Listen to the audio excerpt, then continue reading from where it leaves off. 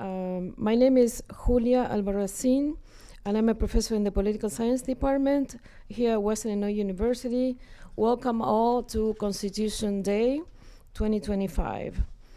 We acknowledge here the presence of Representative Swanson, who's going to be our keynote speaker, our president, 13th President Kristi Mindrup, our provost Mark Mossman, former Dean Sue from the College of Arts and Sciences, and our current Dean, Kyle, and then Associate Dean Keith Bockelman, and Assistant Vice President for Belonging, Dr. Lorette Oden. So welcome everybody. Now I'm gonna turn it over to Mark Mossman, our provost.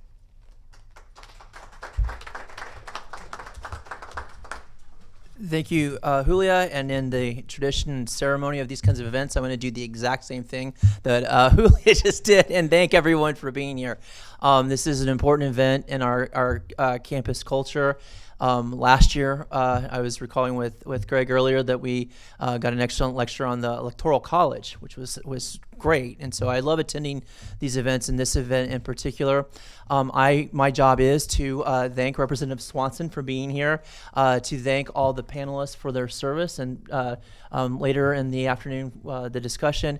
I also want to thank the students who, and I of course missed the poster presentation, but I want to thank them all for doing the work.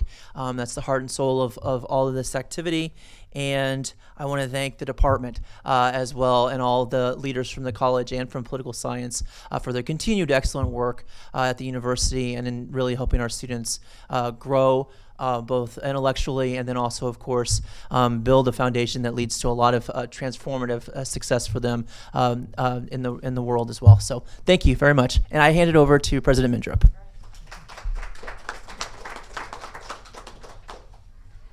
Thank you, everyone. Good afternoon. I echo everything Provost Mossman just shared with all of you. The thanks for everyone who's here, faculty, staff, students, community members. It's really great to see all of you at this event today.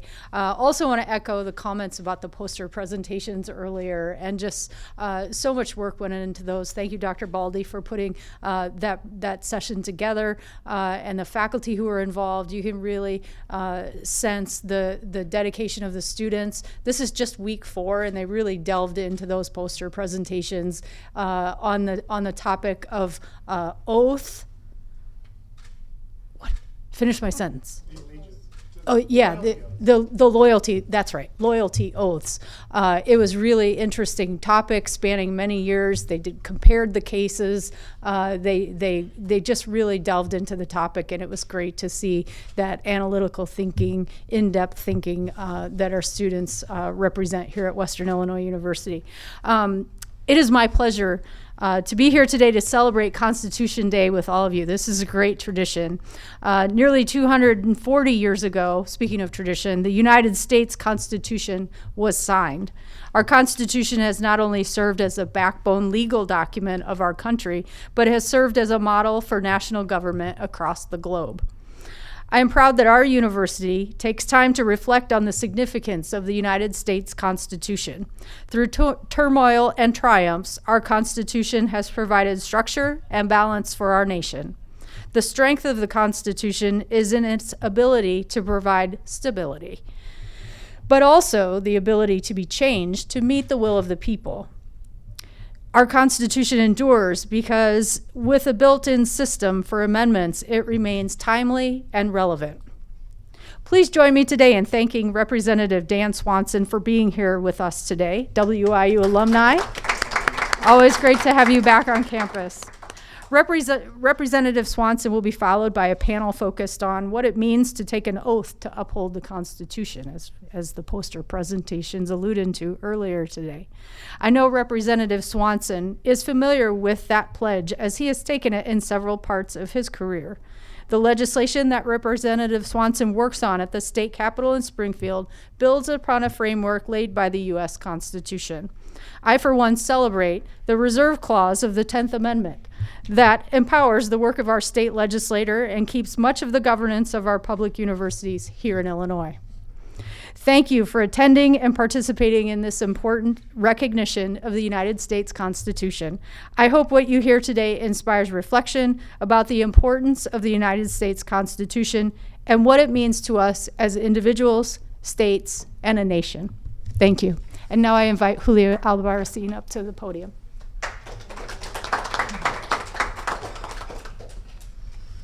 All right, so now I would like to formally introduce our keynote speaker, Representative Daniel Swanson of the Illinois House of Representatives, District 71st. Representative Swanson was born in Woodhull, Illinois, and enlisted in the Illinois Army National Guard in 1977. He attended Officers Candidate School at the Illinois Military Academy and was commissioned as a second lieutenant in 1986.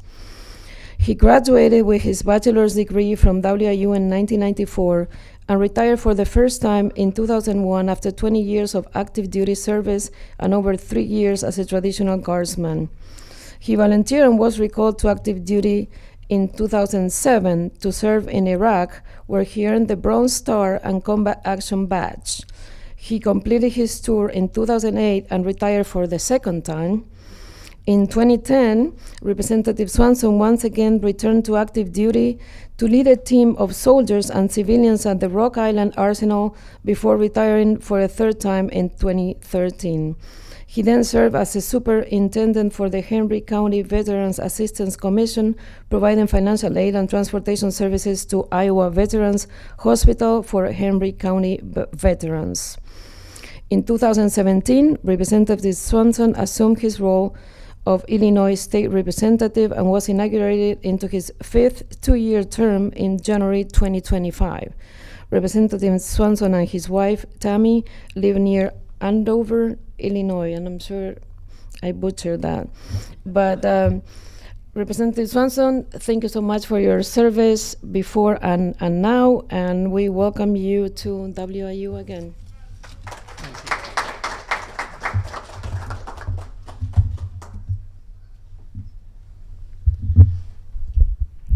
Thank you very much, and what an honor to be here today to talk about our Constitution. Dr. Mindrup and faculty and members and everyone here, thank you very much. And I want to especially acknowledge the students.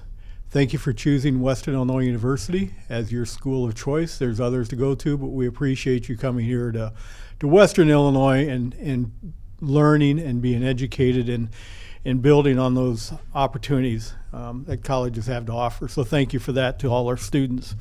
And it was truly interesting visiting with the students earlier today and asking them what their career goals were. 3 or 4 were seniors, and I asked them what their plans were, and they said, well, I'm going to go on to doctorate school, or I'm going to go on to be a lawyer, or I'm going to be on. I said, well, don't forget, Illinois has other schools. Don't go out of state. We need you in Illinois. So they all committed to either University of Illinois Chicago or Champaign, whatever, but said we need to keep you in Illinois. We've got great schools here. So we're gathered here today to celebrate one of the most remarkable achievements in human history, the signing of the United States Constitution on September 17, 1787. Picture the scene. It was late summer in Philadelphia. The heat was heavy. The debates had been fierce, and the future of our young nation hung in the balance. For 4 long months, delegates from across the states argued, compromised, and wrestled with the fundamental question: how do we build a government strong enough to govern, but limited enough to protect liberty? Interesting question. The document they produced, signed by 39 delegates, was revolutionary. It established a republic based on not on hereditary rule, but on the rule of law. It replaced the uncertainty of the Articles of Confederation with a system designed to balance power, protect rights, and adapt to change. The Constitution is more than a piece of parchment.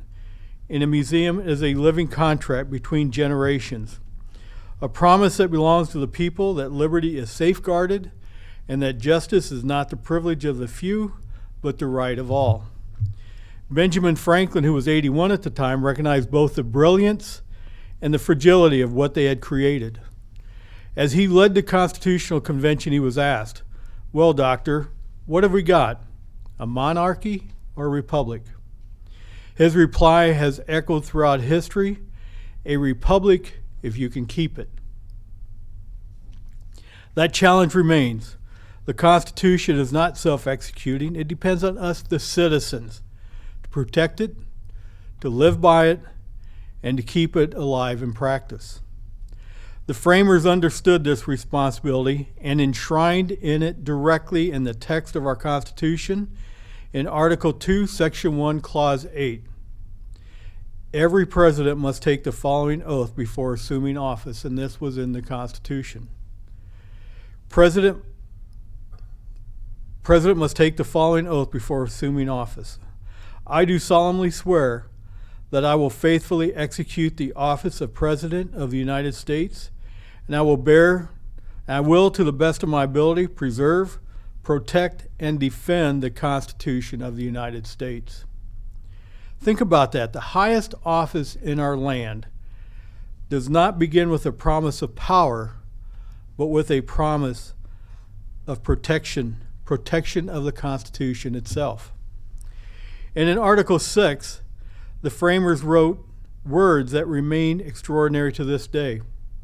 This Constitution shall be the supreme law of the land. Furthermore, the senators and representatives and all executive and judicial officers, both of the United States and of several states, shall be bound by oath of affirmation to support the Constitution.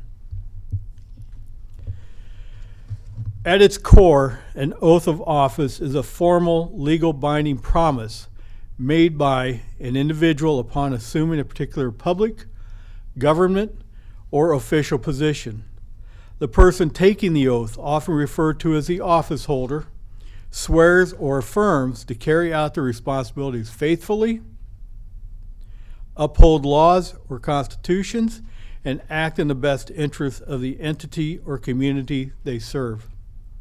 This promise is not merely ceremonial, it carries with it its legal, ethical, and moral weight. This principle extends across every level of service under federal law. Military officers and enlisted personnel all swear to support and defend the Constitution. I want to share with you the oath of office I took, as was mentioned, when I was commissioned a second lieutenant. And I'm going to share with you the words of this, and keep in mind this is a National Guard officer's oath. And I'll highlight the words that are different from me than what an active duty officer would say. It says, I, Daniel Mark Swanson, do solemnly swear or affirm that I will support and defend the Constitution of the United States and the Constitution of the State of Illinois. That's added as the National Guard because we support and defend the Constitution of Illinois, or our state, against all enemies, foreign and domestic. That I will bear true faith and allegiance to the same. That I will obey the orders of the President of the United States and of the Governor of the State of Illinois. That is added in there because in the National Guard you have two commanders-in-chiefs. The President, who can call you to active duty, or the Governor, who can order you to military service. That I make this obligation freely, without any mental reservation or purpose of evasion.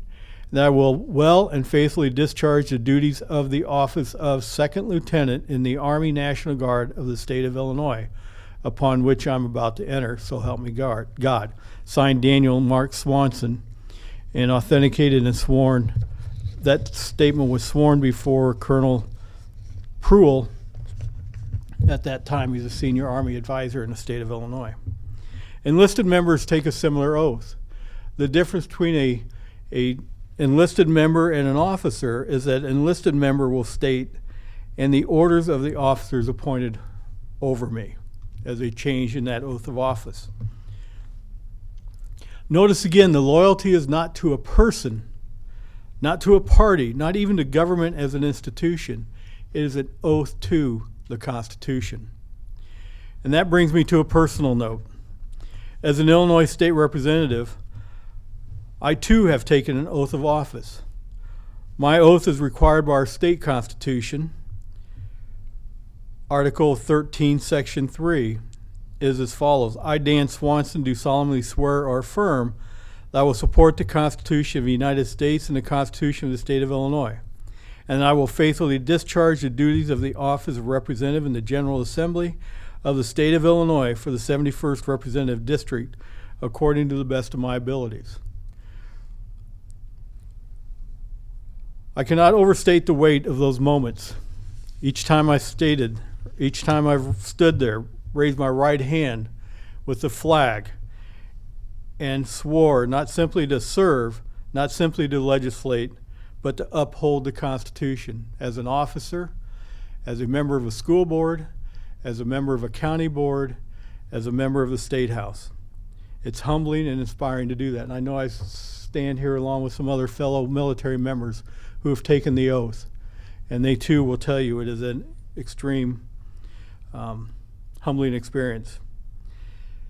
Because in that moment I understand what the framers meant in Article 6, that every public servant, whether a president in Washington, a United States Army officer, a legislator in Springfield, a mayor, or newly enlisted soldier, is bound by the same duty, fidelity to the Constitution. And that oath is not a formality, it is a daily reminder that the decisions we make must honor the principles of liberty, equality, and justice. When I vote on legislation, when I advocate for policy, when I listen to my constituents, I carry that oath with me. It is not about me. It's not about the party. It is about service to the people grounded in the Constitution. The purpose of an oath of office extends beyond tradition. Its underlying goals include affirmation of commitment. The oath is a declaration that office holders are aware of and dedicated to their duties and trust placed in them. Legal accountability. By swearing an oath, individuals may become legally accountable for faithful executing their duties. Violation can result in penalties, removal from office, or other consequences. Public trust. The public ceremony and promise foster confidence in governance, signaling to citizens that their leaders are bound by principles and laws. Ethical guidance. The oath often codifies a set of ethical standards, reminding the office holder of the ideals to which they must aspire. For students, I share this because someday you too may raise your right hand and take an oath. As a lawyer, as a soldier, as a business leader, perhaps even an elected official. And when you do, I hope you feel the same sense of duty. That your role is part of something larger, a chain of service stretching back to 1787 and forward into the future. For educators, your work is itself a kind of oath, not sworn in ceremony, but lived daily in classrooms, where you prepare citizens capable of sustaining our republic. For business leaders, your commitment to ethical enterprise reflects the stability the Constitution guarantees. You operate in an environment where contracts, laws, and rights matter. And that too is part of the promise we are sworn to uphold. So as we celebrate Constitution Day, let us not treat it as a relic of history, but as a living charge. Each oath, presidential, judicial, military, legislative, academic, civic, is a thread in the fabric of our democracy. Together they bind us to something greater than ourselves. Franklin's challenge still echoes, a republic if you can keep it. Let us keep it by honoring our oath. Let us keep it by living as engaged students, passionate educators, ethical business leaders, and active citizens. Let us keep it by remembering that the Constitution is not finished. Its story is still being written, and each of us is one of its authors. Before I wrap up, I just want to share with you, as one of the students up demonstrating their item, one of their had a lot of what they were talking about goes back to the Cold War. And as you could see from my 1977 enlistment in the Army, I'm 66 years old. If you want to do the math, okay, I'll help you out. But I remember the Cold War, and I passed legislation a couple years recognizing the Cold War and making available a license plate for veterans who served during the Cold War. But one of the students talked about how I believe it was a member from Indiana who's required to sign an oath that said they were not part of the Communist Party. and that was his topic on his research, and it was called the loyalty oath. Well, I'll share with you. I am required to take I take a loyalty oath as a candidate for office. And just as the Supreme Court ruled it was unconstitutional to mandatorily require that, it's voluntarily that as elected officials we take that oath. And I'll read you what it says. United States of America, State of Illinois.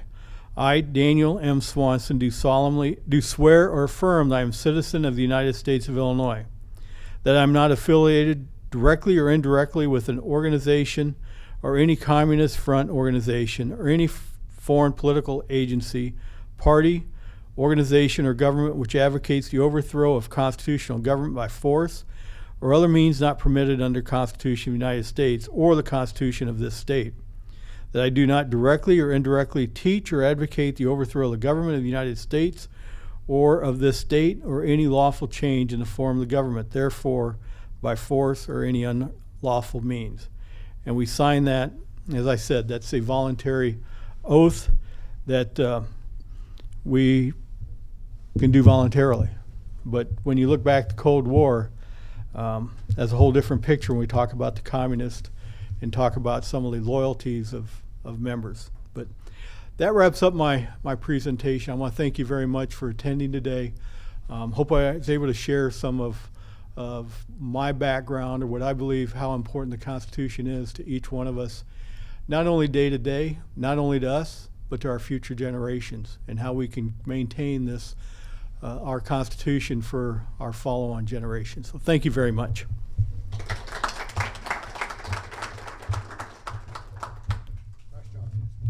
Thank you. Thank you.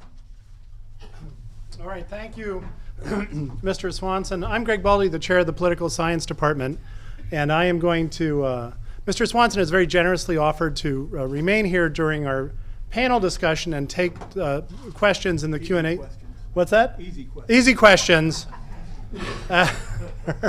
After the panelists give their presentations here. So we'll have some time for Q&A in a little bit. I'd like to begin, though, by introducing our first panelist. We have 3 members of the WIU community here who will speak on this issue of the Oath of Allegiance to the Constitution, representing a variety of kind of experiences with the oath. And so I'm very excited to hear our presenters today. We will begin with Dr. Richard Hardy, Professor Emeritus of Political Science and former Dean of the Centennial Honors College here at WIU. Rick is a native of Burlington, Iowa, and Rick's biography is just, I will use the whole time here if I were to go through all the things that Rick has achieved and accomplished. I'm going to highlight a couple of things and then come to the one thing that I think is particularly special. Rick got his PhD from the University of Iowa in political science and government. It's they call it different things some places, so I just make sure it was political science there. Served on the faculties of Northern State University, Duke University, and the University of Missouri-Columbia, as well as WIU. Rick has taught, advised, and supervised over 40,000 students at all levels, right? That is at high school, college, master's, doctor's, online, adult evening students. I'll tell you a story. My wife and I, this was our date night. We took Rick's constitutional law class a couple of years ago, taught through the LIFE program, and it was wonderful. He has nearly 50 professional publications, 2 highly successful textbooks, many positions entitled in his long academic career. As he'll discuss today, one of them serving as a presidential elector in the Electoral College. The one I say for last, though, is Rick is a graduate of the Political Science Department here at WIU. Most important one, say for that. And we're very pleased to welcome him back here on campus to speak to us this afternoon. Dr. Richard Hardy.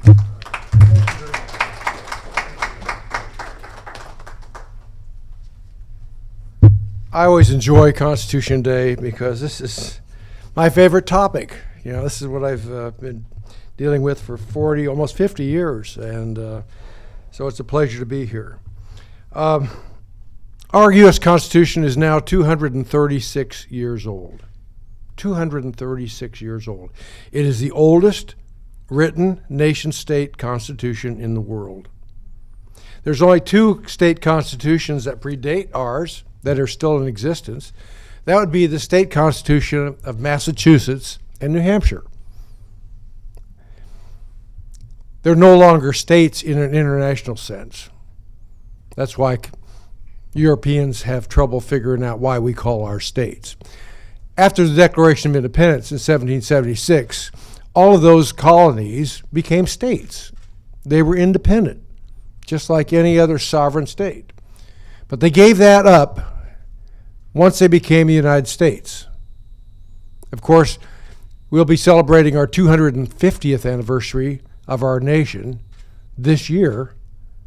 And ironically, perhaps, they say lightning doesn't strike twice, but both the Declaration of Independence and Constitution were written in the same building, Independence Hall. Please visit there sometime. It's an amazing, amazing thing.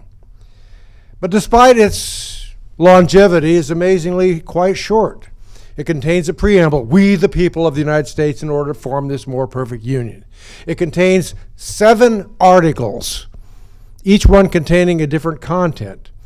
And it contains just 27 formal amendments, the first 10 of which were adopted in 1791, called the Bill of Rights.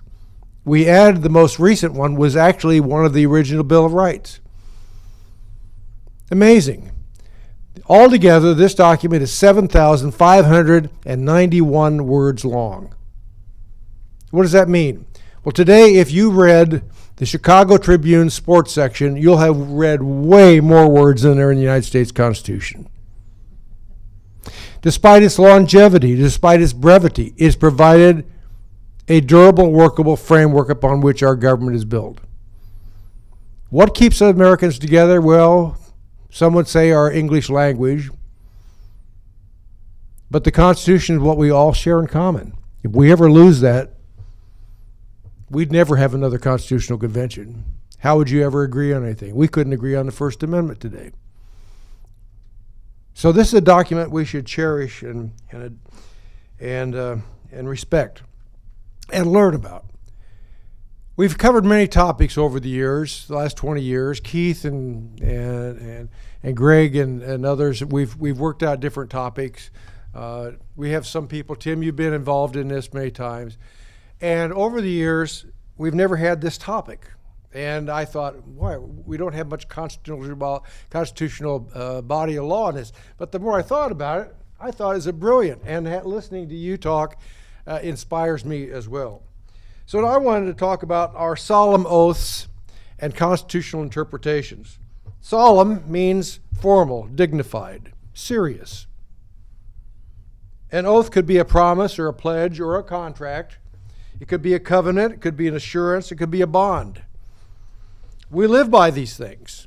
We live by these things. I'm thinking about my life. I started out as a Cub Scout. Some of you might have done that. My mother was the den leader. I had to know the pledge. To be square and obey the law of the pack. I became a Boy Scout. When I went through confirmation for my church, took a pledge, an oath. When I became baptized. When I got married. When I baptized our children. When I became a member of the Columbia Commission on Civil Rights, I took an oath. When I served on the board of a public hospital, I took an oath to watch out for the best interest of our patients, like many doctors and nurses must do. When I became a state police commissioner for the state of Missouri, more on that in just a minute, I had to take an oath. When I ran for Congress, I had to take an oath. When I became a member of the Electoral College, I took an oath. Each one of those. And I belong to many honorary societies, and I can think of 3 of which I took a pledge here in this very room here, of about 7 or 8 honorary societies that I've been involved in. I'm sure all of you, and we've heard about from Dan, we're going to hear from Ron Pettigrew, we're going to hear from Conrad about their experiences in taking pledges. But it's something to be taken seriously, and I want to talk a little bit about this. Are they of any value? Samuel Butler once said, "Oaths are but words, words are but wind. People will soon forget." Norman Douglas says, "Never take a solemn oath, people will think you mean it." The great lawgiver, Solon, said, "Put more trust in nobility of character than in anybody's oath." I like to think that an oath is a promise to serve the public good. Boils down. What is the public good? You know, it's hard to define, but I had a professor, a colleague at the University of Missouri, Lloyd Manning Wells, a brilliant man, Princeton scholar. He said, "I'll tell you what it is," and here was a man who fought in D-Day. He fought in the European theater during the most depressing parts of the World War II, and he survived. And he says, "Rick," he says, "I'll tell you what I think the public interest is. Public interest is what makes old men and women plant trees and young men and women go off to war. There's something that you're willing to look beyond your own personal interest, to look beyond that." And so I think that's why it's important. Now, Dr. Baldy has asked me to talk about some of my experiences in taking the pledge or whatever, and I'll just mention this briefly. I was appointed to the State Police Commissioner by Governor John Ashcroft in Missouri in 1989. I served 3 years on technically it was called the Post Commission, the Police Officer Standards and Training Commission. We oversaw, in part, the Department of Public Safety, and we oversaw the training, the discipline, and the standards for almost 14,000 law enforcement officials, whether they be local deputies or whether they be city police, or whether they be part of the Bureau of Investigation, or whether they be game wardens. We oversaw all of those. And I must tell you, I think that 99% of all of those officers are honest, hardworking people. Unfortunately, we had some rather unscrupulous individuals that we had to deal with. Now, most of the people at the time, get this. In Missouri, it took 120 hours to become a police officer. You didn't have to have a degree in LEJA. You just had to go to a police academy. We had 14 police academies at the time. Today, they're up to 21. You know what? That's 3 weeks of training, and most of it was in how to fill out forms, how to drive your car, maybe a little bit on how to handle a weapon. You know, it took more years, more hours to become a beautician or a barber in Missouri than it did to become a police officer. And as my luck, I took over office and I was sworn in to do my duty, had to sign a document, and Rodney King occurred in Los Angeles. Rodney King, some might recall, was driving 117 miles an hour drunk in the middle of the night, and police officers went after him, but he wouldn't stop. He kept going. They finally got him, and he wouldn't get out of the car, and they wrestled him out. And then on video, there were 4, 5, 6 white officers just bludgeoning this guy. It was an awful scene, and it just had repercussions. And we decided, what are we going to do about this? Well, we decided that we're going to try to up the number of hours and try to have some race relations and other things and sociological approach a little bit to try to deal with this. It took a lot to get it through the state legislature, but we got it through. We tripled it to 360 hours, and you know what? We were still dead last in all the states. All right? I could tell you story after story after story of some of the people that we dealt with. You just wouldn't believe it. But it was a great eye-opener for me. I ran for Congress in 1992. By the way, if you ever want to become, when I became a police commissioner, I had to go through a confirmation of the Senate. They look at my background. If you ever want to run for Congress, or if you want to be a police chief anyplace, nobody will go through your background. You won't have to look up your family tree because they'll look it up for you. And if you ever looked at somebody the wrong way, they'll find it out. You know what question they asked me when I was in the Senate committee hearing? One that just stands with me. They said, Professor Hardy, you've given over 400 speeches throughout the United States. I wrote high school textbooks. I was flying all over the place. I served on the U.S. Constitution Commission. I was flying all over the place 2 or 3 times a week. I gave hundreds of speeches. And they said, you've given hundreds of speeches, but you've never had a speeding ticket. Why is that? And I said, I'll be honest with you, I have been behind many times, and there is no question that I have gone over the speed limit many times, and I'm sorry that I have to report that. They said, that's exactly the answer we want to have. All right? We're looking for a little bit of honesty here. And you know what happened the next week after I got appointed? I was going through Curryville, Missouri, and I got a damn ticket in a speed zone, right? Now, I didn't say, do you know who I am? But I was going 5 miles over in a 15-mile zone, right? Well, those things happen. Well, that was the Post Commission. Then later, I became a member of the Electoral College, and for Missouri. The year I served was 2004. You had to take an oath. You have to pledge that, and this is in RSMO, this is codified, not just, but you have to vote for the person who wins the popular vote in the state. Now in a minute I'm going to talk about the faithless electors, all right, because we've had some. But I agreed to do that, and I was in, and so I got to vote for President of the United States. I loved saying this. I'm the only person at Western Illinois University who's ever voted for president. Because you can't vote for president, you vote for the elector, right? So it's nice to be able to have that, but I took a solemn oath. But let me tell you about something that happened the year before, the time before. Do you all remember the year 2000, when it was Al Gore, Vice President, running for president on a Democratic ticket, and George W. Bush on a Republican ticket? And it came down to Florida. You remember that?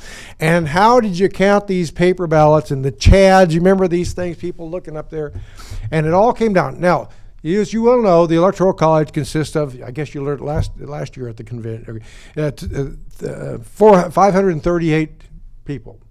According to the Constitution, every state gets a number of representatives and senators, delegates, electors as equal in the senators and representatives, plus 3 with the 23rd Amendment, so it's 538, and you need 1/2 plus 1, you need 270 to win.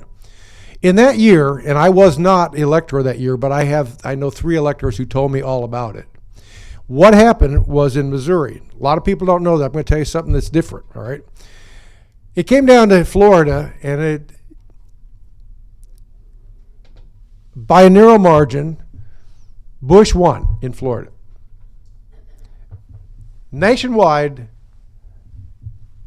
Al Gore won by almost 2 million votes. So what happened is it went down to Florida, and whoever wins Florida. Now, Al Gore wanted them counted again. But ironically, he only wanted them counted in the places that he won. You see, contrary to what you might think, you'd ask, I want those counted where I lost. No, you want them counted where you won, because you know you could milk a few more of those votes out of there because those are your friendly confines. Well, the Republicans weren't going to have anything to do with that. So they challenged that, and they said, you need to recount them in every place. You didn't have enough time to do it. So it came down to, you're not going to have enough, nobody's going to fall. Bush, if he won that, he would have 271 votes, one more than he needs if he carries Florida. It ends up going to the Supreme Court, where the Supreme Court said, you're not going to recount every vote. You either recount all of them or you don't count just some of them. They let it uphold, and that gave the vote, the Supreme Court gave the vote, and the presidency to George Bush. Now, what people don't know about is this. When I became an elector, we had to have our ballots notarized before we showed up. I gladly went to my local bank and said, here it is. I'm voting for president. They said, yeah, I don't believe this. No, I am, right? And then those ballots are taken and sent to Washington, D.C., where they are opened, and the vice president looks through them. And the person who wins the most becomes president. The problem was, 2 idiots on the Missouri electors failed to get their ballots notarized. You know what that means? That meant that would have been, George Bush would have been 1 vote short of becoming president. It would have been 269. So what happened? It would have been thrown in the House of Representatives. Had it been thrown in the House of Representatives, who would become president? Well, George Bush would have become president because there were 45 more Republicans in the House of Representatives than there were Democrats, and they controlled more states. But every state gets 1 vote and 1 vote only. Even if you're California, you get 1 vote. Same as North Dakota, you get 1 vote. So George Bush would have become president irrespective of what happened, of that lawsuit. But it goes to the Senate, and the Senate selects the vice president, with the vice president casting a tie in case of a tie, casting a vote. Who would have become vice president? Anybody? No. Good try. That's really normal, because he's vice president. No, it would have been Joe Lieberman. All right, Joe Lieberman. And so, but what happened is they figured out a way, the Republicans figured out a way, working with the vice president, who was a Republican, to send a private jetback all the way to Missouri. They rounded up these 2 characters. They had them sign it. They notarized it on the spot. They got it back just in time. Missouri would have been the object of derision. Well, anyway, let's talk about the faithless electors. We've had 165 times we've had faithless electors. I'm pledged to vote for the person who won the popular vote in my state. But we've had 165 times in history. One time it was Horace Greeley, who died. He was the nominee for president on the Democratic side. He died after the election, before he took office, and they had to replace him. And some electors bolded, some 36 electors voted. But we've had that on number. No time have we had a situation where a person who violated that oath ever affected the election, but it could. It could happen any time. Now, some states have said, if you do that, if you violate that oath, we're going to bring sanctions against you. You're going to be penalized, financially penalized, and there could carry some civil penalties in addition to that. This was challenged a few years back. There was a case that was challenged in 2020, Sharafalo versus Washington State. And the U.S. Supreme Court said states can enforce that pledge. So most states, and I don't think Illinois has any penalties. I could be wrong on this. Dan, you might look at this, but I don't believe that Illinois has any penalties for anybody who is a faithless elector. 37 states do have penalties, but there are some, even Kansas, Nebraska, North Dakota, South Dakota, they don't have any. Faithless elector. Let's look at the presidential oath of office, because I want to talk about that a little bit. Dan mentioned that the president is to, under Article 3, is to take an oath. I solemnly swear or affirm that I will support the Constitution of the United States. Notice the word swear. When the Constitution was written, the Quakers in Pennsylvania objected to the word swear. So they had to include the word affirm in that. So either way, it means the same thing. Now, isn't it ironic that all of them have taken the oath, and all of them have taken the oath? By the way, a lot of people think the Constitution says it has to be the Chief Justice of the Supreme Court that has to administer. No, it could be any, as long as it's a judicial officer. Indeed, Calvin Coolidge was sworn in by his father, who was a Justice of the Peace in Vermont. How ironic. And of course, some of us might remember when John Kennedy was killed. And he was sworn in, LBJ was sworn in by a woman by the name of Sarah Hughes, who's a federal district judge on Air Force One to become president upon the death of John Kennedy.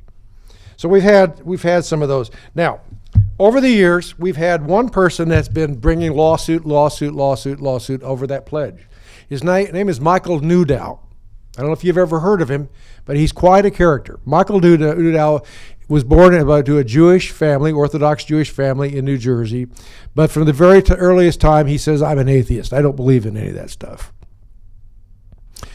He went to Brown University, got a degree in biology. He went on to get a medical degree, MD, at University of UCLA. And then he went on to get a law degree from the University of Michigan. And now he's an ordained minister of his own church. And by the way, an ordained minister for an atheist is kind of unusual. But he is, I don't recall, I was written that down, of the free-thinking church, right, of atheists. So I guess that's the way it works. What has he done? Well, he has brought lawsuit after lawsuit over the pledge, over the oath. The first oath is, he says, first of all of these people, he brought a lawsuit against George Herbert Walker Bush. And he said, you cannot say after the pledge, so help me God. They've all said it. So help me God. So, brought a lawsuit, the Supreme Court threw it out, said you don't have standing to sue. This is a taxpayer suit. You can't, it's not part of the pledge, but they can say it if they want to. They're presidents of the United States, for crying out loud. They just got sworn in. So they brought another lawsuit that says, Barack Obama, you cannot be sworn in holding your hand on a Bible. That violates the Establishment Clause of the First Amendment. It went to the lower court and federal court in California. They ruled he didn't have standing to bring a lawsuit. The Ninth Circuit Court of Appeals disagreed and says he has a case. Presidents should not be sworn in on a Bible.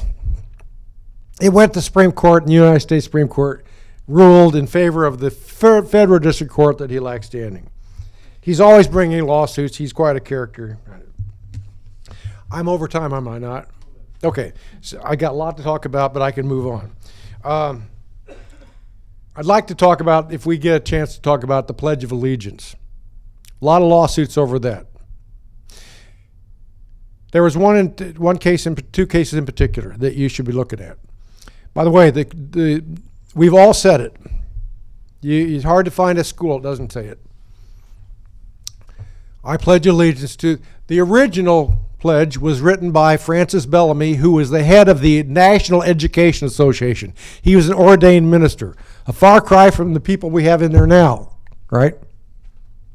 What a difference in philosophies. And he came up with this pledge in 1892. It was published in Youth Companion, and it read, listen to this: I pledge allegiance to my flag and the republic for which it stands, one nation, indivisible, with liberty and justice for all. Now, what did I not have in there? God. What else did I have in there? I pledge allegiance to my flag and the republic for which it stands. An organization called the American Flag Conference met in 1923. We ought to make it sure that this is the United States. So we added United States. A year later said, we have to add America to it because they won't know which United States we're talking about. So we added it. In 1941, December 7th, 1941, December 7th, a day that will live in infamy. The United States Congress said, this is going to be our official pledge. So they adopted it. In 1954, at the urging of Dwight Eisenhower, General Eisenhower, Congress added, under God, one nation under God. That's been our pledge. In 1940, there was many states during the war required all states to begin their school days with public schools with the Pledge of Allegiance. And in Minersville, Pennsylvania, Minersville versus Gobitis, 1940. The Supreme Court ruled, had a lawsuit before it. By Gobitis, Mr. Gobitis was Jehovah's Witness, and he objected to the fact that his two children, Lillian and Billy, ages 12 and 11 and 10, were required to salute the flag or they got kicked out of school. And the parents were fined. They brought a lawsuit saying this violated freedom of religion under the First Amendment. When it gets to the free exercise clause. The Supreme Court, in an 8-1 ruling by Justice Felix Frankfurter, he said, no. National unity is the basis of national security. It's the basis of national security. He said, the ultimate foundation for society is the binding or cohesive sentiment. Such sentiment is fostered by all those agency of the mind and spirit which may gather up the reactions of the people, transmit it from one generation to another, and thereby create a continuity of treasured common life which constitutes civilization. The flag is the symbol of our national unity, the influences of which help towards a common feeling of community, of country. They are manifold. Some may say this is harsh, no doubt foolish. Surely, however, the end is legitimate.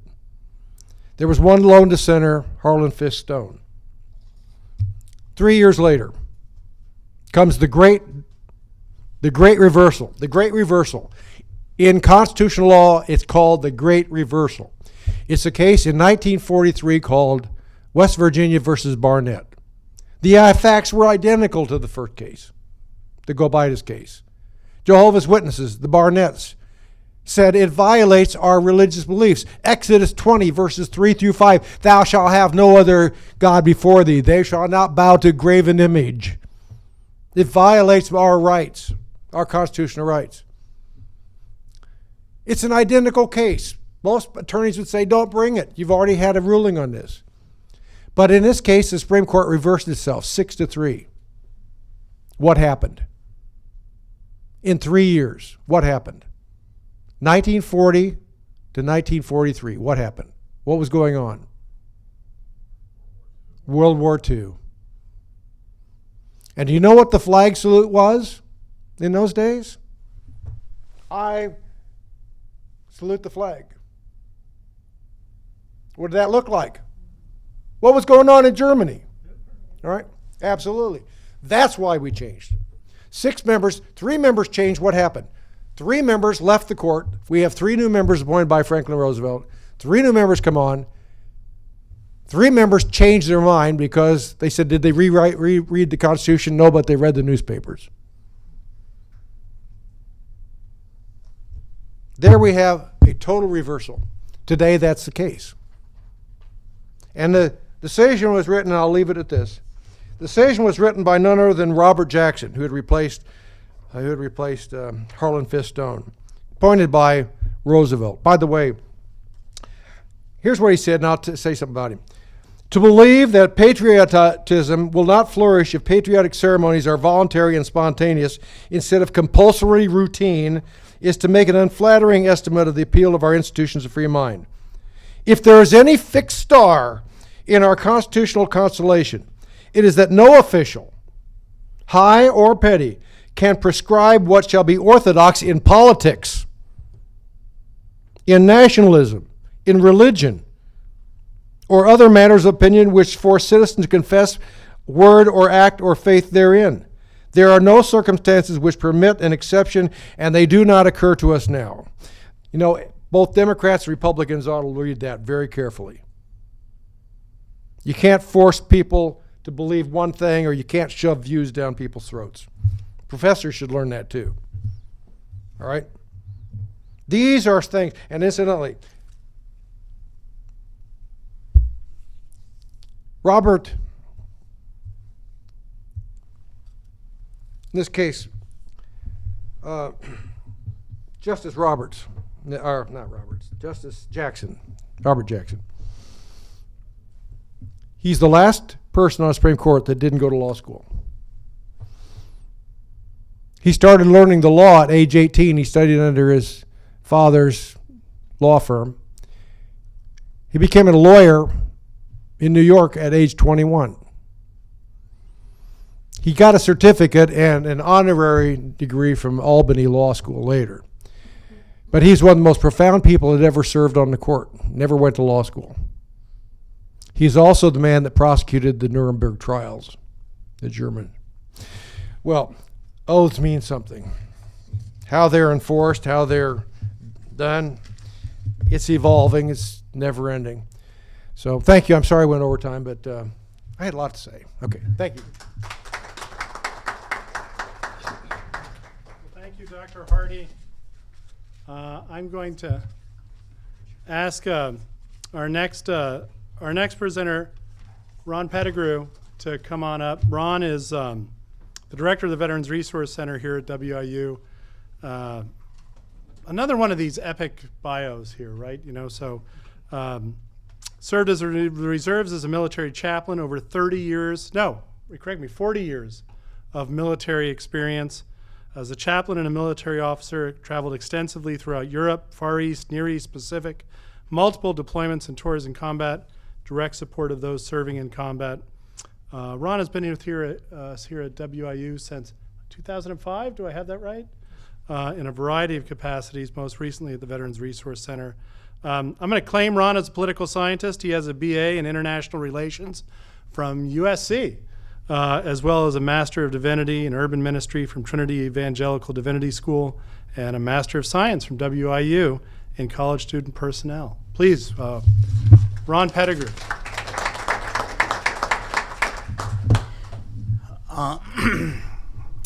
I have some notes. If any one of you want those notes, please let me know. I will be glad to email them. But in hearing the other speakers and also leaving some time for questions, I want to say a couple things from the heart and a couple things that I've heard. In the church, we regularly say amen. So there are a couple of amens that the two other speakers have shared that I definitely want to foot stomp and amen. But before I even get there, there's something profound that I want you to see, because we have so many stories within our nation and within our state of things going wrong. I want to share something, if you don't know, of things going right. Dan Swanson did not advertise this about himself, but he is the chairman of the Veterans Service Committee for the state of Illinois. I want you to hear me real quickly on that, because if anybody knows, Illinois is very much a Democratic state. And so I want you to think about in your mind what it takes within a Democratic state when the majority of people say this is the person that we want to represent, to give input, to give votes, to lead us forward as a community, as a state. Are you hearing me, as we say in the church? Amen. Amen. When we talk about these oaths, that would be some of what I would want to resonate and you all to hear. Particularly for me as a military officer, if I get to some of my background that I want to share, that whole concept that both our speakers so far kind of talked about, it should be about something greater than yourself. It shouldn't be revolving around your own personal agenda, or very much if you look at George Washington, who was our first president and also our first commanding general, he made all his officers take an oath that they were not going to be loyal to a king.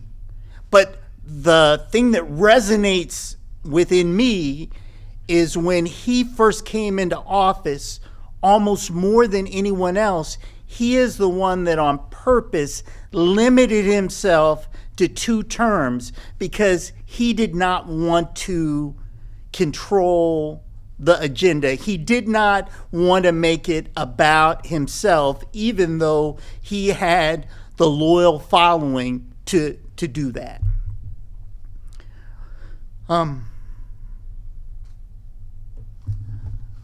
what I'd like to do next is I'd like to read the oath as Dan did that I read as an officer.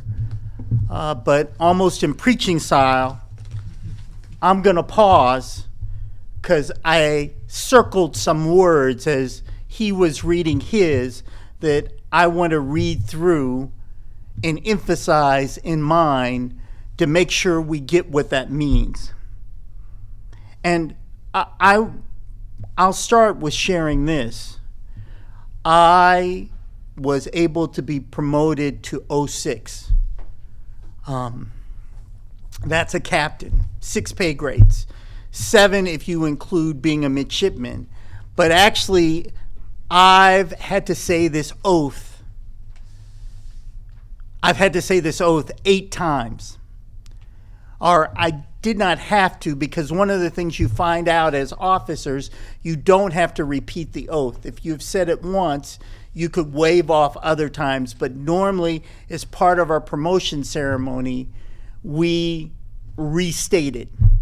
But I want to tell you about one of the times that I restated so you see how passionate and what a heart I have in this. As I think was shared with me, I did 5 years as a line officer before I became a chaplain. And when I became a chaplain, I was a 03 full lieutenant, captain in the other branches, and I actually got demoted to an 01, which was an ensign in the Navy, when I made the decision to become a chaplain. I did not have my ecclesiastical training. I did not have time specifically in a church, and so I literally had to start all over. So it was kind of a funny scene. I was taking off my shoulder boards 2 pay grades higher and putting on one that was lower. But I always tell people that is the biggest promotion that I ever got. It was me going from a line officer to a chaplain, act of God over act of Congress. And as my colleagues have shared, some of what we do not just because Congress gives us this power or puts us at this thing, but because they're deeply held beliefs that we want to get it right. We want to do it before God or whatever it is that we see as sacred, or as Professor Dr. Hardy said, it's because it's something that we cherish. With that, let me just go through the oath real quickly, and then I'll share a couple other stories that I want to share. But the oath that I would take regularly as an officer is I, Ronald Pettigrew, do solemnly swear or affirm. You can use either one of those, but you're not making a joke about it. It's something that literally, with respect to military service, we're willing to die for. That I will support and defend the Constitution of the United States. I want you to think about those words, support and defends, not run a means behind, around, not allow other people to denigrate it, to disrespect it. There's a current general that does not have any of the protection that he would normally get right now, because he made a choice. At some point, he said, I have to defend the Constitution. I have to defend what I ultimately believe about this nation and this body of laws. And you notice one of the next things it says after I will support and defend the Constitution of the United States. It says against all, and I'm circling that word all enemies, foreign and domestic. You don't get to pick and choose. You have to take care of things close at home as well as far away. And I don't know if you know where some of the context where this was put in. This was put in during the Civil War. It did not have that phraseology before that. but we had come to a point as a nation that we decided to keep the union together at a certain point, that there are things inside us as a nation that we had to take as seriously as there are things outside of us as a nation. And it says, I will bear true faith and allegiance to the same. And I'm just going to circle that word true, or leave that word in your mind to resonate. And I'm not going to pontificate on it, but true is clearly the opposite of false. That part of this oath that we take is we are going to be true to what it actually says, and not our own, once again, agendas or other things that it doesn't. I take this obligation freely. No one's putting a gun to my head. Without mental reservation, I'm not holding back on what I actually think. Our purpose of evasion, as I've already said before, which means going around, that I will well and faithfully discharge the duties of the office on which I'm about to enter. And then, if you choose, it has the word, so help me God. I think when we slowly and methodically look through that statement, it's a powerful oath that we should hold on to and resonate, and should mean something to us, particularly as officers who serve. And within that, you will note it is not to a person.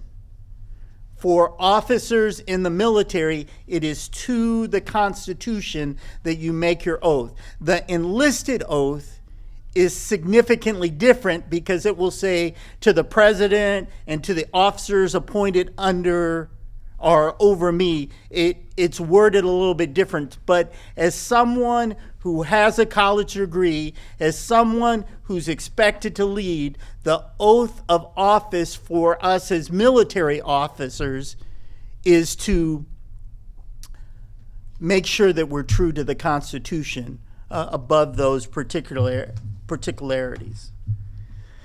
In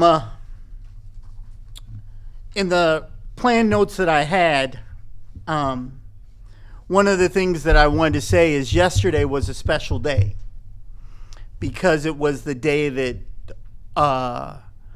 the Constitution was actually signed. But I wanted to ask if anyone knew what today was the anniversary of.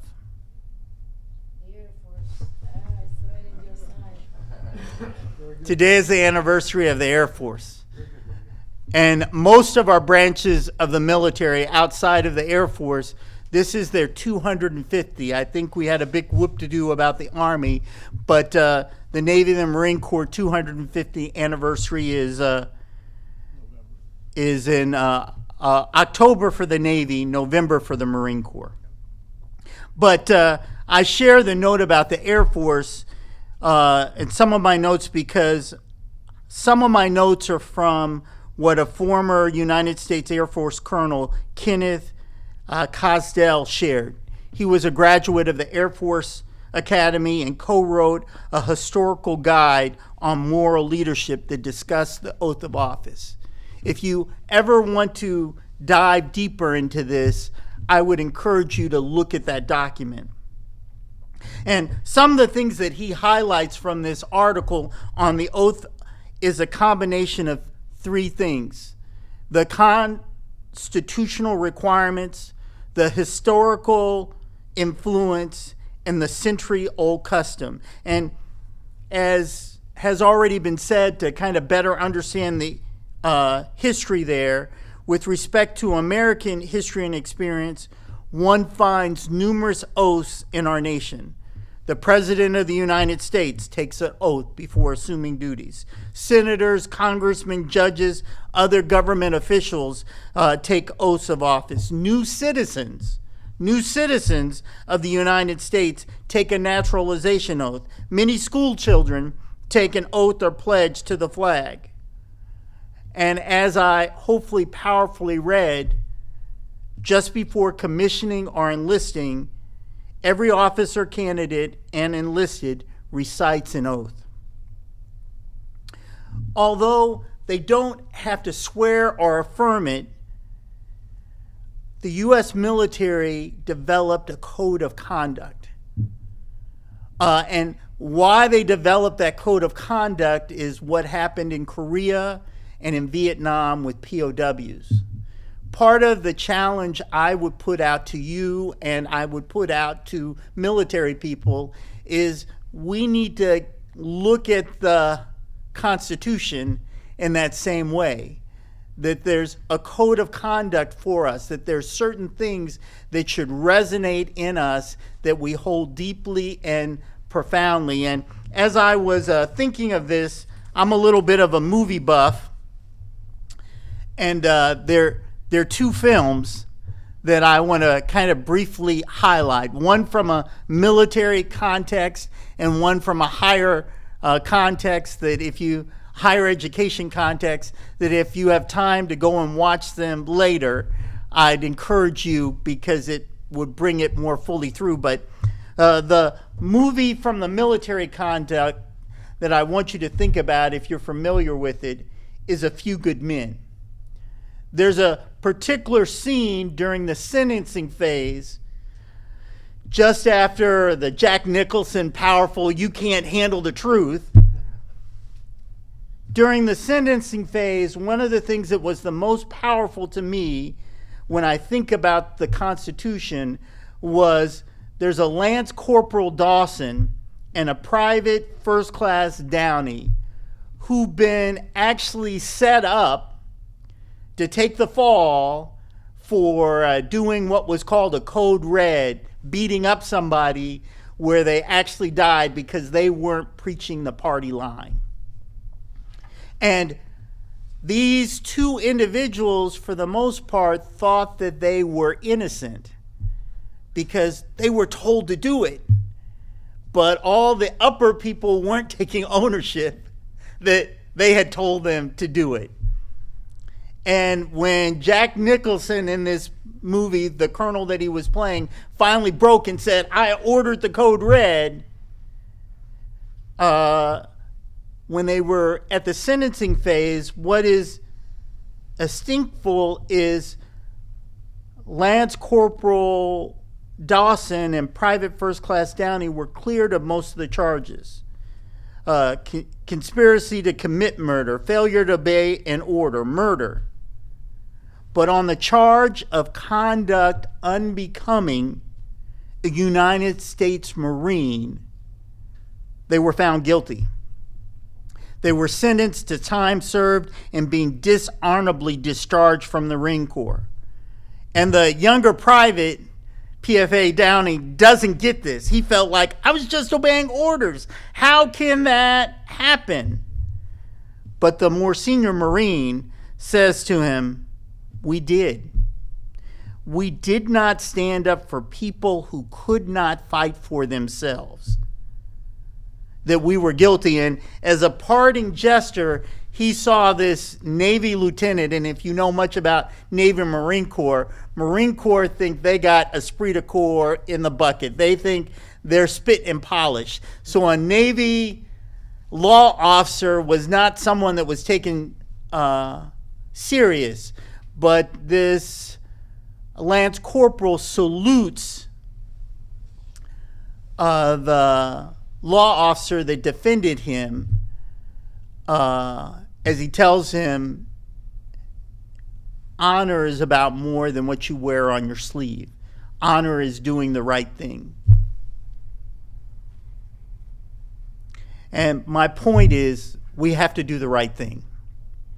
We have to look at the Constitution and the oaths, and we have to follow them. They should not just be a check in the box, even if they hurt, even if they don't get us promoted, even if they don't get us liked. I can clearly remember when I was deployed in a combat zone, or just up from a combat zone, we had a training on sexual harassment. And it was a powerful, tear-jerking movie that we were all made to watch, of where it had failed multiple times in the military, that people didn't do the right thing. They ignored, they looked to the side. And I remember clearly looking at people who felt kind of hopeless, that I wanted them to know if they came to me as their chaplain, I was going to do the right thing. I was not going to make it about my promotion. I was not going to make it about people liking me. And I was saying the same thing to the others. That's the sense. Last comment that I will share, and I'll kind of end my time with this before I go too much further. But the other movie that I wanted you all to think about or maybe reflect out about is, have any of you seen the 1994 film With Honors? It has Joe Pesci in it. In that movie, there's a scene where Joe Pesci's character, Simon Welder, is speaking about the Constitution. His character is kind of a bum who's connecting with Harvard students and a professor, and he explains the Constitution's genius lies in its capacity for change and its faith in the wisdom of ordinary people to govern themselves. How did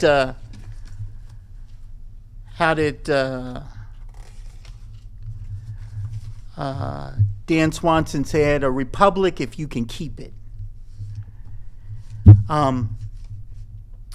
If you look at this clip, he states the genius of the Constitution is it can always be changed. The genius of the Constitution is it makes no permanent rule other than its faith in the wisdom of ordinary people to govern himself. To which this Harvard professor responds, faith in the wisdom of people is actually what makes the Constitution incomplete and crude. To which he responds back, no, sir. Our founding fathers were pompous, middle-aged white farmers.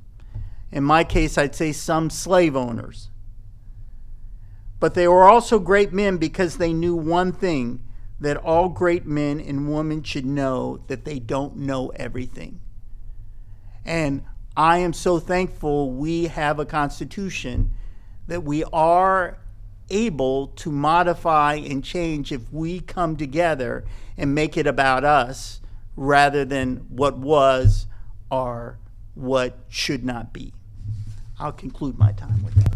Thank you.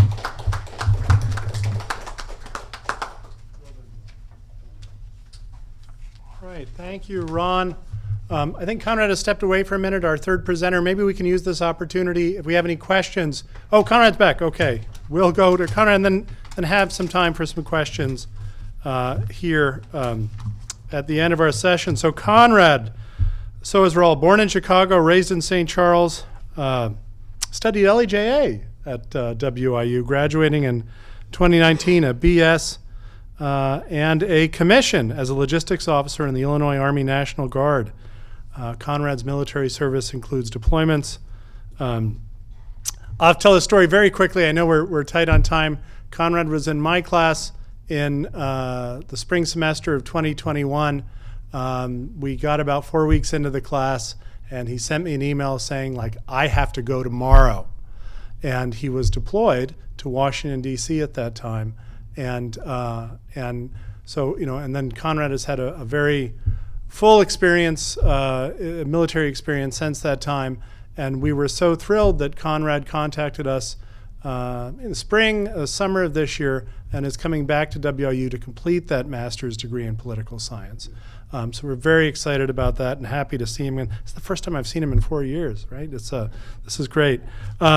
So let me invite Conrad then, Conrad Soersdahl, to come up here and give our final presentation.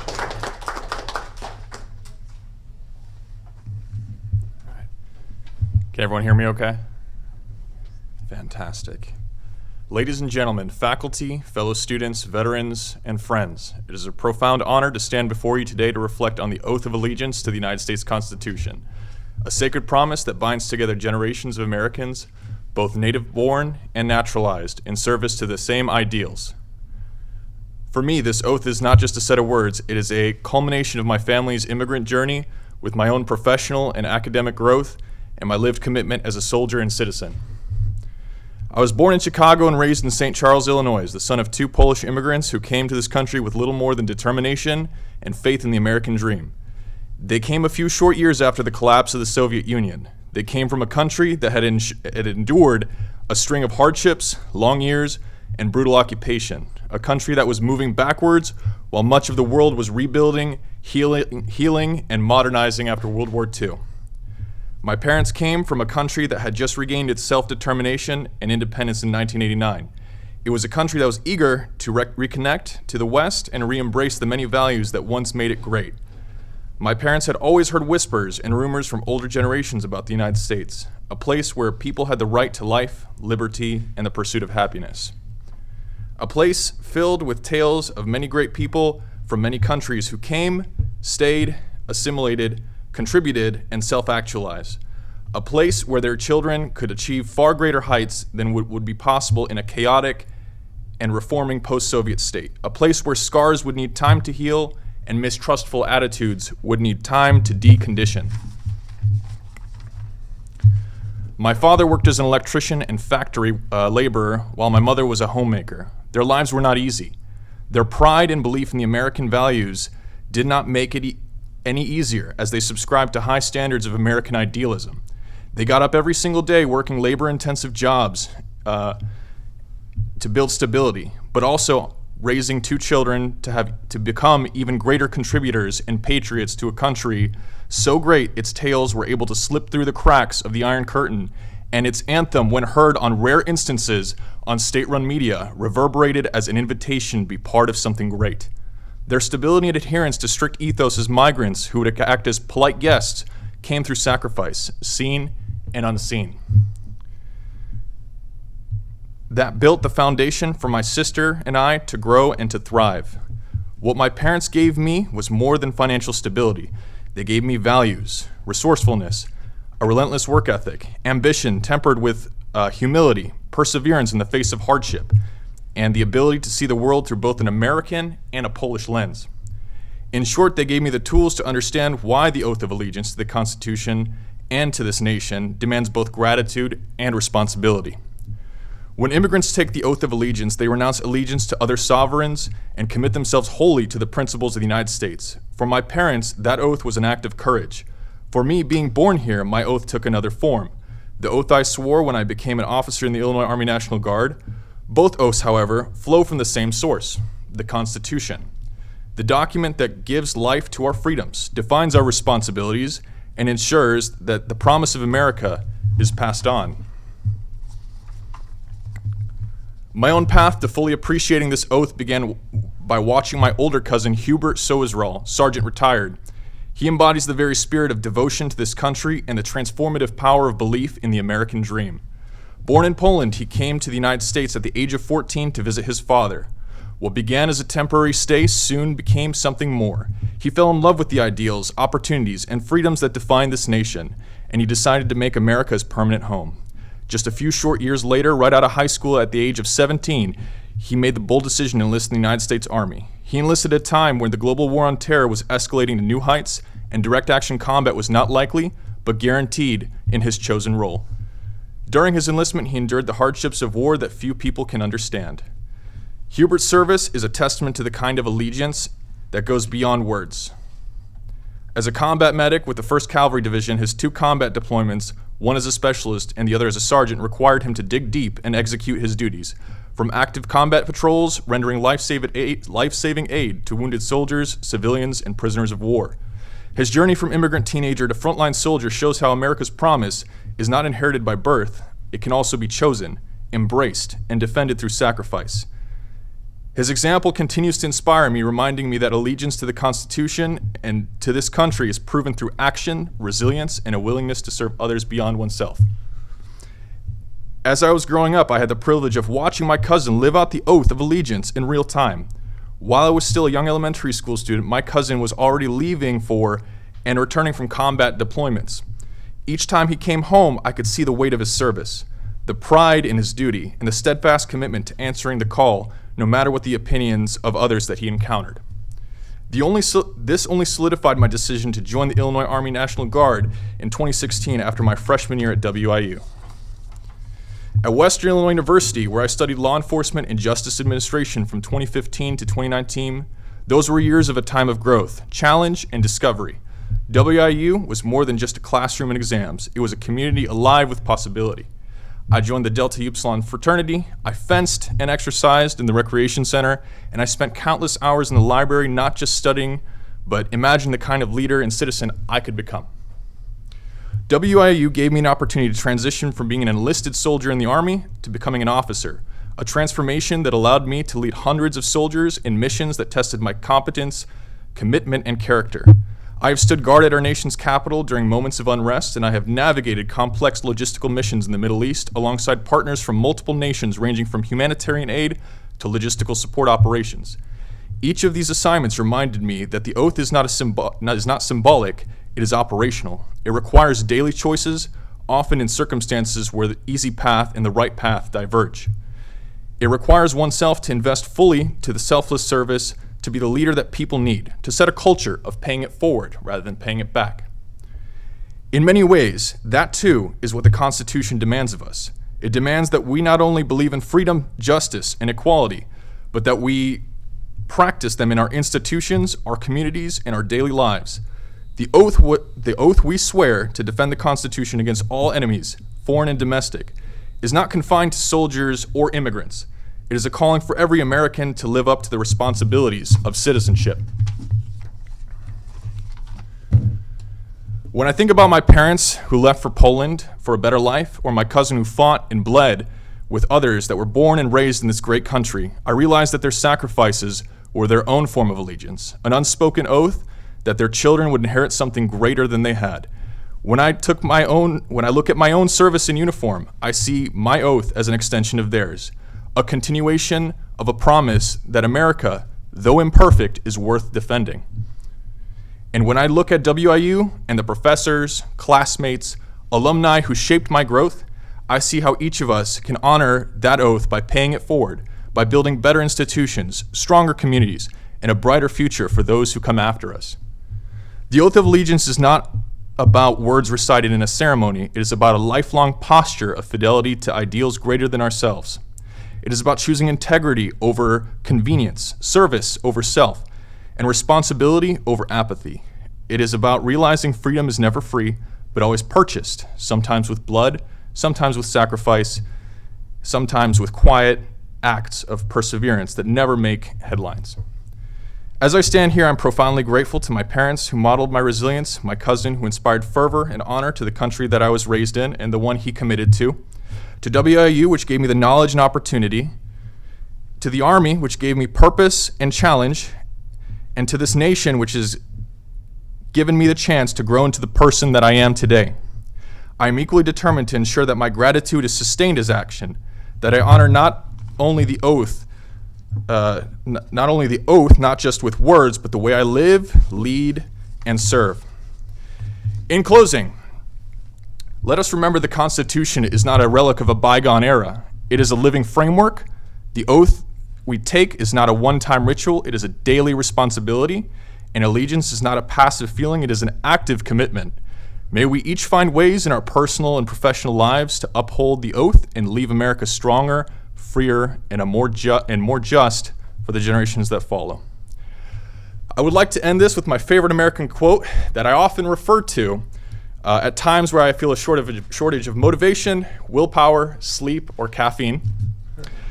Ask not what your country can do for you, ask what you can do for your country. John F. Kennedy. Thank you.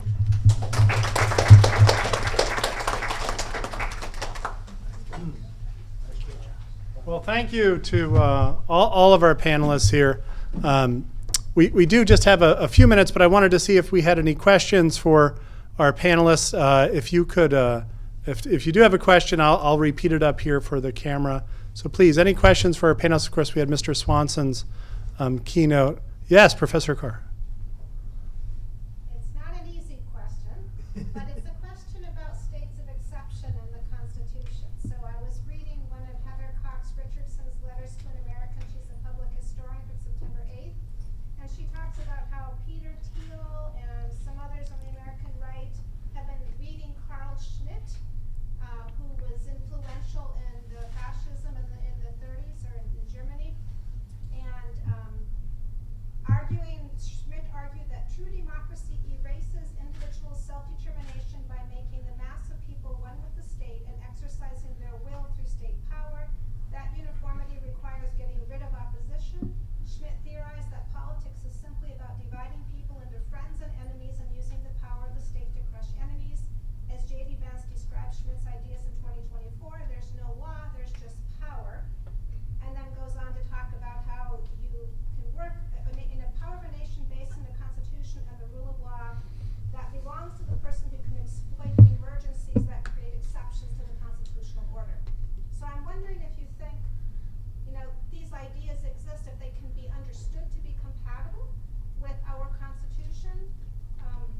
The idea that there can be exceptions to the constitutional order, that there are instances. But not just that. Yeah. But about Carl Schmitt's philosophy that the idea is to exercise your will through state power, and that one person can do it, and that states of emergencies are a tool. Are a tool for the exercise. Okay. Okay.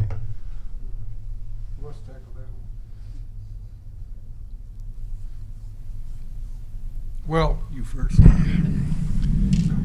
I'll make a fool of myself here, Amy. John Marshall said, ours is a government of law, not of men. And yes, the people create the law, but we're all supposed to abide by it. Now, there are some exceptions. That's why we have a judiciary to resolve those issues. I hear a lot about fascism today. I hear everybody say this group is a fascist. I don't think they have any idea how to define that damn concept. You know what a fascist system is? It's one in which you have private ownership, but the government regulates every aspect of it. Which one's trying to deregulate today? Take away all those things. I mean, is this really fascism? I think we have checks and balances here. We have a House and a Senate. Today, we have majority-minority districts. You don't realize most of the people that are minorities in Congress come to districts that have been written by civil rights laws to create majority-minority districts. We have a lot of different representation today in Congress. We're at loggerheads. I don't see one group just shoving it down the others. They try to. Democrats shove it down Republicans' throats, and Republicans are trying it right back. Right? That's the nature of human beings. There's always a group that have, and there's a group that have not. They're always struggling. What you call them and how you name them are a different thing, but you know what politics is? It's been said, Thorstein Veblen once said, politics is the conflict of interest masquerading as a conflict of principles. That's what it's about. Conflict of interest versus, and we masquerade it as a conflict of principles. Well, you don't believe in the First Amendment. Oh, you believe in we go on and on and on about it. So there are a lot of philosophers, and I'm sure they're deep, you're talking about a deep thinker, and as you are, Amy, you think of those things that common, ordinary people don't think about. But ultimately, in the long run, if you don't like something, you can change it. If you don't like the Constitution, organize and change it. You can amend the Constitution if you want. That's my take on it. I probably didn't answer that very well, but that's just a thought on it. Any other responses? Dr. Carr's question here, Ron? Quoting from one of my texts in College Student Personnel, there is a quote that profoundly impacted me. It was, leadership is a form of power, but power with people rather than over people. I say that having 40 years of military experience directly advising COs. I saw the COs and or the chain of commands that had the ability to work with diverse people and bring them together were so much more successful than the ones that just argued down from their ivory tower or their pulpit or tried to put fear in. What I see in the example that you talk about is its short-term power, and it's power in a way that doesn't last long-term. It burns out people, it makes people angry, it causes people to act against one another. And I'm not saying bringing everybody together. Anybody that's been in this country, this university or whatever, as well knows that's not easy either. But I think there's a famous preacher I know by the name of Tony Evans. He says a statement preaching on a book of the Bible: unity through diversity represents maturity and strength. that we can work. I gave the wonderful example of Dan. When people see that you're such a quality person, that they say they want to work with you and that you have everyone's best interest in mind. All the things that we can accomplish. Whereas if they see you're just about yourself, particularly when you're in a battle or combat situation, it doesn't work. Thank you. Dr. Martinelli Fernandez. Yeah, I'd like to turn back to the topic today of the Constitution and loyalty oaths. And Amy, because you're here, I thought of this, so I want to thank you. I'm thinking of oral traditions and written traditions. And what's striking to me is that an oath is oral. And we all feel that it's binding. I was a little girl in 1956 and said the Pledge of Allegiance every day, at my public grammar school. And we refer to the Constitution, which is a written document. Please stay with me. I'm a philosopher, so sometimes I kind of veer different ways. It strikes me as the power of an oath is visceral in a way that the written document is not. But you're taking an oath, you're uttering those words in service of this written document. And I guess my question, maybe it's more of an observation, is that I'm thinking that the oath and the written document have to work together. You cannot just have the written document without acknowledging, is it fidelity, is it understanding? But I think you need both in order to move forward and to serve whatever part, to serve the armed forces, to serve the legislature. I think you need both. So you're asking about the combination of the oral element of the oath, the written element, say, of the document of the Constitution, how those work together ultimately to support, say, the ideals or the principles? Yep. Okay. All right. Comments or observations on this, Conrad? Yeah. Conrad, I'm sorry, can you pull the mic over? Yeah. Hello. Can you hear me? Yeah, so in that one, I think that when it comes to the oath, written and oral, is that thoughts turn into words, whether it be spoken or written, and then those would eventually lead into actions. And that's how, as I said, it was kind of like that'll be that you could recite your oath upon promotions, as Captain Pettigrew said, but you'll always have something you could always look at to kind of remind yourself. So you'll have kind of that duality. It kind of reinforces that oath. But In our system, our Anglo-American system we have, which our Constitution is built, we have both common law and statutory law, or it's called civil law. Some nations, most of the nations of the world are called civil law nations because it's based upon codes, right? The problem with it, like the Napoleonic Code, which brought to Louisiana, and Louisiana became a civil law state for many years. If you look at the Constitution, it rivals the Old Testament, New Testament together. You can't codify everything. It's impossible because human beings do different things and times change. So that's why we had to have common law. What is common? Well, it came about in 1066 in the Norman invasion, and the king said, I can't believe this. In one place, you steal a loaf of bread, you're executed. In another one, you get slapped in the wrist. We want to find out what's common, so they put them in yearbooks, and they required in yearbooks. And over the years, you had judges would consult what was in common in other districts. And pretty soon you follow what is common. And I think that if you look at the Constitution, it is a very bare bone document. If it got too specific, it never would have been adopted. You could not have gotten that. So it's filled with weasel words, like due process. Now, due process has come to mean, for example, that citizens are protected against arbitrary governmental authority through prescribed standards.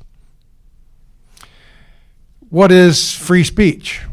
Well, we don't have complete free speech. As Oliver Wendell Holmes says, even the most stringent protection of free speech would not allow somebody to go into a crowded theater and falsely yell fire, thus causing a stampede. There are restrictions, there are limits. So what our Constitution does provides a framework in which we can have both of those. Our president mentioned the 10th Amendment. Those powers not delegated to the national government nor restricted to the states are reserved respectively to the states or to the people. The word education does not appear in the Constitution. It's not there. So it's left up to the states to determine. Let them fight it out. There are a lot of things but you have, what's the glue that holds together? You mentioned, Dan, the 6th article of the Constitution, Section 2. This Constitution and all laws passed pursuant to there are the supreme law of the land, and all judges and others must comport with that. Rock, scissors, papers, that's what it amounts to. In this case, the national government holds.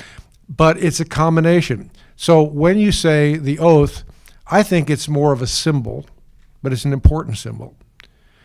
As Oliver Wendell Holmes said, we live by symbols. I mean, what would Christianity be without the cross? What would our nation be without the flag? I mean, they bring both an affective, emotional, and a referent that everybody can see it. We know what it is, but everybody has different. If you put a cross up, some people see it as the KKK. Others say it's a belief in Christ. We've seen that many times in lawsuits. So I think you need both. And I think the Constitution allows us to have both of those. Ron, you had a comment?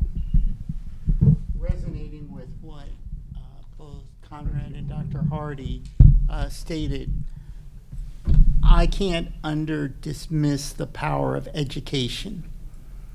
That we have to have discussion and discourse and think. We can't just have that symbol. We can't just have that oath. I think like what I did in my presentation, sometimes we got to slow down and read it, understand it, help other people understand it, and discuss where we're seeing things differently if we genuinely want to go forward, is my response to what you communicated. Thank you, Dr. Roberts. I saw you had a question. Make one comment. Oh, yes, I'm sorry. I'm sorry. No, you're fine. You know, I look at the Constitution, it begins with we the people. Because it's about all of us. But our oath begins with I. And I think that's a pretty distinct difference when we talk about the power of we the people as a unified nation in a constitution, the preamble. And then we get it down to each of us who do the oath of an I, state your full name. I think that really defines, as you said, the visual and then the individualism of the Constitution. Thank you. Okay, Tim? Yes, we'll have one more.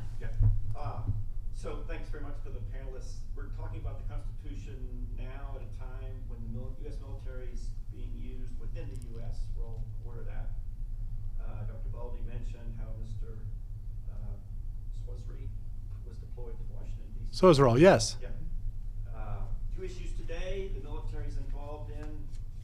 Some people may feel like is potentially illegal, enforcing deportation of immigrants to places where they may be treated inhumanely, and suppressing dissent by civilian protesters. This is kind of novel, we might say, in American history.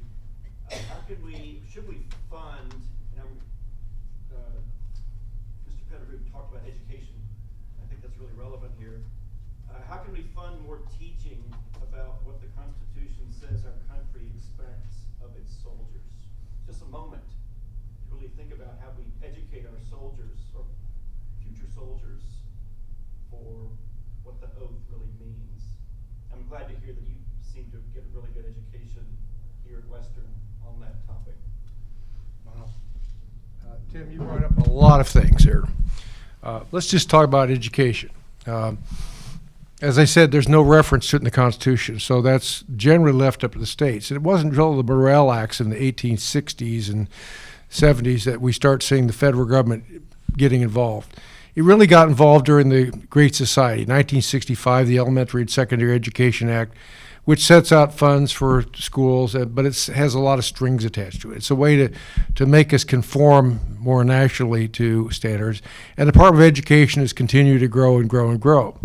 Unfortunately, we haven't seen good products here as a result of it. There's no relationship to the amount of money you spend and the number of programs you have, but it sure made a lot of bureaucrats rich, right? Now, it should be left up to the states. Unfortunately, the states aren't always the same in terms of, for example, civic education. I wrote high school textbook for Houghton Mifflin for many years. My textbooks were used practically in every high school in Missouri. My kids used it. They were used in the state of California, many Texas. I had the entire state of Indiana one year, all used my high school textbook. And I traveled around. But the standards, Missouri RSMO said all children must pass a test on civics, including a test on the Constitution of the United States and of Missouri. But you know what? It doesn't say how it should be implemented. Is it a true-false test? Is it a multiple choice? Is it an essay? In fact, I had a high school teacher. By the way, I put on workshops for high school teachers, and I noticed something. Almost all government teachers have the same first name. Do you know what it is? Coach, right? It's always the same name, Coach, right? And the guy says, I don't have time to give these tests. And he says, there's no mandate how we have to pass it. He says, what I did was I put the tests on my desk, and the students walked by it, and technically they passed it. It should be our political science full employment bill, by the way, Keith. It should be our full employment and the history full employment bill. But it hasn't been done well, and it varies from state to state. And in some places they're making their own ethnic books to go with it as a requirement, the local school boards. So I don't know about it. Now, as far as the military is concerned, we've had problems in the past. You might remember when John P. Altgeld said, he was the governor of Illinois, he said, don't come in here. And Governor Cleveland sent in the troops because there was a postal strike. The train went off the tracks for whatever reason, I don't know, but it gave the impetus for the president to send over the objection of John P. Altgeld. Of course, what we did was we took the head of the local union and turned him into a person who decided to run for president and became the leader of the Communist Party of the United States. So I don't know where we go with that.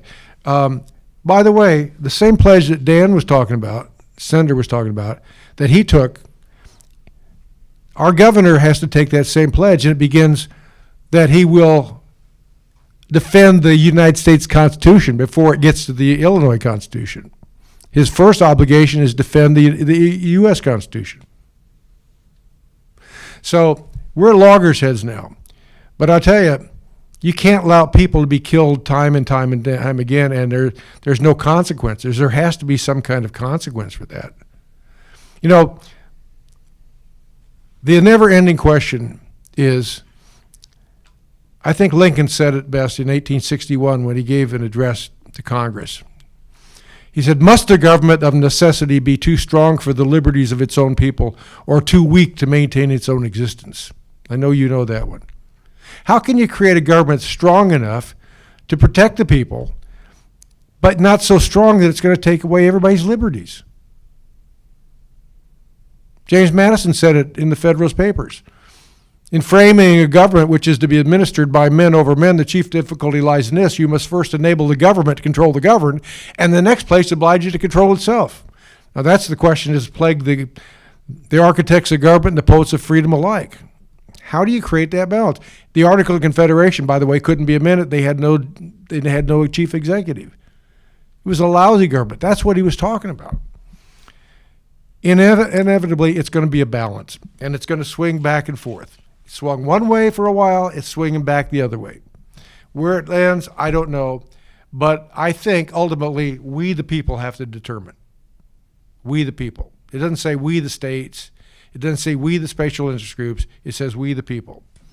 And as long as people have the right to vote and can voice their opinion, I think that's the only solution. It's a brilliant document.